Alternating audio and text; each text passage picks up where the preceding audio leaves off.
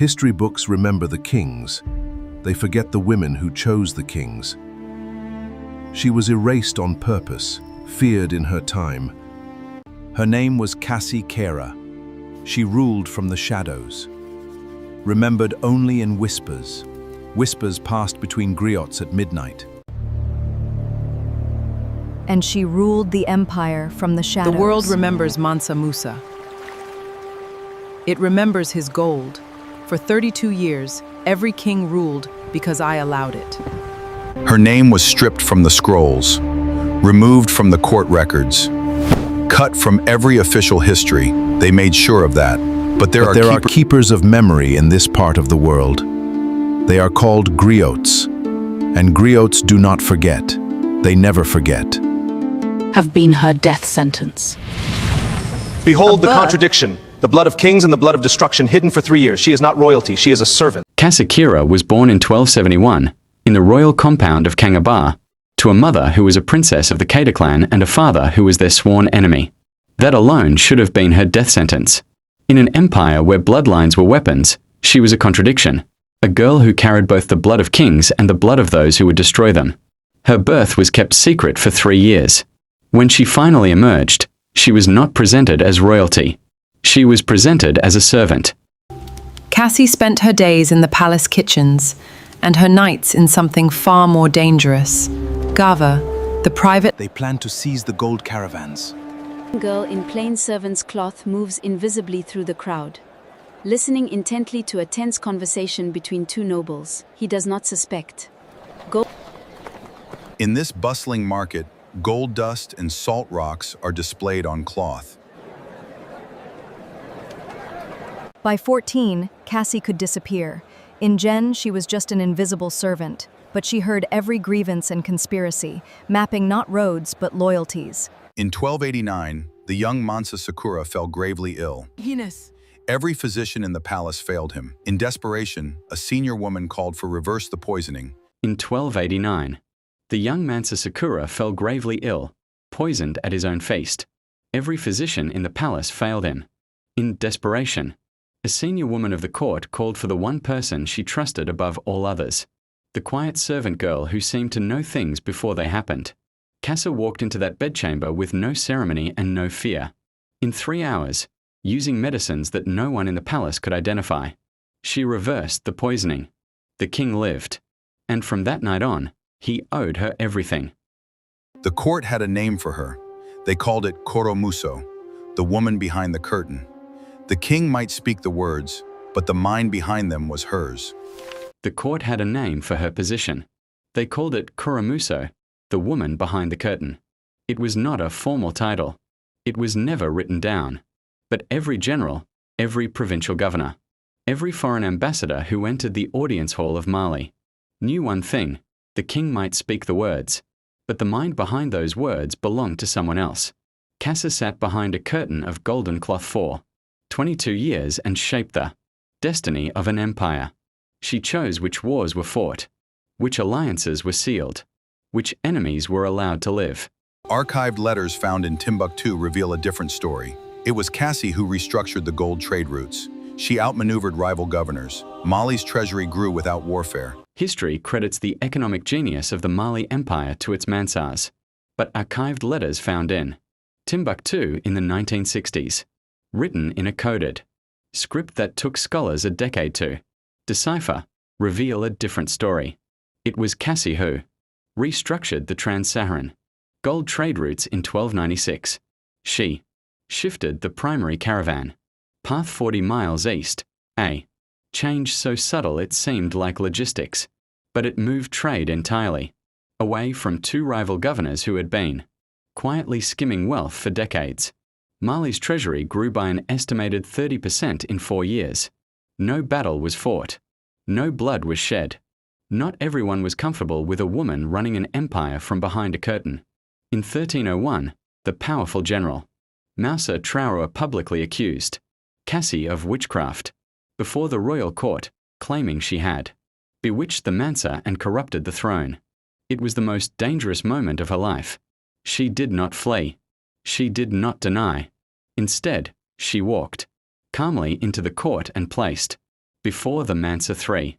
Sealed letters, each one containing evidence of crimes committed by the general himself. The crimes had been documented for years, waiting for exactly this moment. The general was exiled within the week. By 1305, the Songhai people to the east were growing restless. Military advisors urged the Mansa to crush them with force before they revolted. Kassi disagreed. She spent 6 months conducting secret, back-channel negotiations, never appearing herself, communicating only through trusted intermediaries. She offered the Songhai leadership something no conqueror ever had: recognition of their customs, their trade autonomy, and their local governance in exchange for tribute and loyalty. The Songhai accepted. A war that could have killed hundreds of thousands never happened, and for the next 30 years, they remained the most stable ally in the empire. In 1312, when Mansa Musa, the man history would call the richest person to ever live, prepared for his famous pilgrimage to Mecca, scholars have always wondered why it was so extraordinarily well planned. The logistics of moving 60,000 people across the Sahara without a single catastrophic failure requires a mind of staggering organization. Kassi had been planning it for 7 years. A letter was found in Timbuktu in 1978, unsigned, in the same coded script, containing the original route, supply station locations, and diplomatic protocols for every kingdom they would pass through. Mansa Musa may have walked the pilgrimage, but Kassi had already mapped every step. Kassi understood something that most rulers never grasp. Power dies with the powerful, but stories live forever. She cultivated relationships with the griots, the oral historians of West Africa, not as entertainers, but as archivists of truth. She asked them to carry her story not in songs that the court could hear and censor, but in riddles, in parables, in stories told as fiction. And so her history was preserved the only way it could survive the erasure that was coming, disguised as legend. When scholars finally began decoding griot oral traditions in the 20th century, a character appeared in dozens of unrelated stories across 4 countries. A woman advisor, who spoke without being seen and moved, without being followed. When the old Mansa died in 1320, everything changed. The new king was young, ambitious, and deeply suspicious of the woman his predecessor had relied upon. Worse, one of Kassi's own apprentices, a young man she had mentored for years, chose ambition over loyalty. He went to the new Mansa and told him everything: the curtain, the letters, the routes, the alliances, the coded scripts. He offered to undo every system Kassi had built, and for a brief, terrible moment, it seemed the Shadow Empress's era was over. Kassi had planned for this too. She was vanishing, deliberately, strategically. The most dangerous move is to simply disappear. Within 5 years of Kassi's disappearance, the cracks appeared. The Songhai alliance, that she had nurtured for 20 years, began to fracture, because the new king's advisors didn't understand its foundations. The trade routes she had engineered were slowly reverted to their original paths, and with them, the extra revenue evaporated. 3 provincial governors she had kept, carefully balanced against each other, began to openly compete and then conflict. The empire didn't collapse, but it bent, and the court, in hushed tones, began to whisper about the woman who had kept it upright. Some said she had cursed the throne when she left. Others understood the truth. She had simply taken her mind with her. In the Ahmed Baba Institute of Timbuktu, which holds over 370,000 ancient manuscripts, scholars are still working through documents that no one has read in 6 centuries. And in those pages, a name keeps appearing. Not always Kassi Kira. Sometimes, only the listener's granddaughter. Sometimes, just Koromuso. But the story is always the same. A woman who shaped a civilization without ever asking for credit. History is not the story of what happened.